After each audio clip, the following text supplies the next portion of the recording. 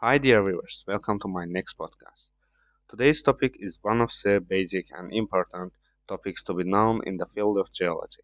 Let's start our lesson without giving too many spoilers.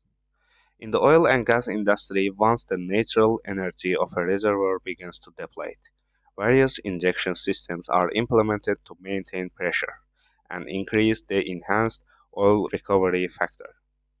These methods are designed to displace oil and drive it toward production wells. Firstly, water injection systems. Water flooding is the most widely used method globally for reservoir pressure maintenance. Treated water is injected into the formation to physically displace oil. Key components: reliable water sources, seawater, aquifers, or produced water, specialized treatment facilities, high pressure pumps, and rigorous monitoring systems. Optimization: success depends on sweep efficiency, which is influenced by reservoir heterogeneity, injection rates, and well patterns. Next one, gas injection techniques. Injection gases like natural gas or carbon dioxide helps reduce oil viscosity and improves flow characteristics. Major techniques include WAG, water alternating gas, alternating cycles of water and gas injection to improve sweep efficiency and maintain pressure. Miscible gas injection, involving gases that dissolve into the oil, creating a single phase fluid that moves more easily through the rock pores.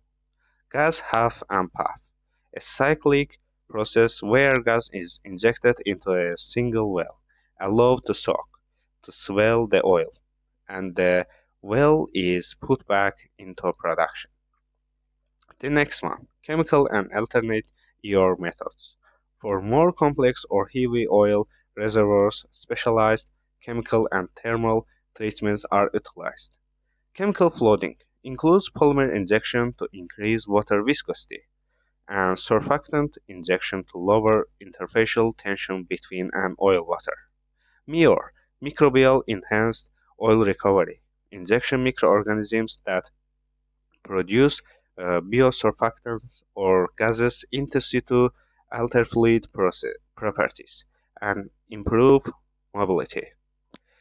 Thermal methods, primarily used for heavy oil. High pressure steam heats the oil, drastically reducing its viscosity so it can flow freely to the production well.